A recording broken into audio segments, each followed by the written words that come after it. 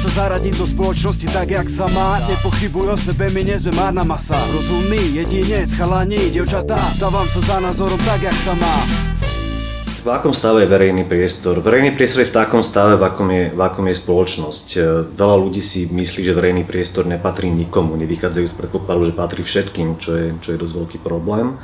A tak potom k nemu aj prístupujú a vlastne nechápu, že verejný alebo fungujúci verejný priestor je takou základným srdcom toho, ako funguje demokracia, ako funguje nejaká komunitná sociálna vitalita v spoločnosti, čo je problém. A to je taký ten sociálny rozmer problému verejného priestoru, ten fyzický verejný priestor, to, ako sa vlastne on vyvíja v dnešných mestách na Slovensku, teda v súčasných mestách na Slovensku, že môžeme vidieť taký ten nárast braku, podliehanie investorom, gíču, že vlastne o tom verejnom priestore rozhodujú ľudia zo samospráv alebo zo štátu, ktorí pravdepodobne vôbec nie sú poučení, nerešpektujú žiadne nejaké základné estetické rámce. Je problém.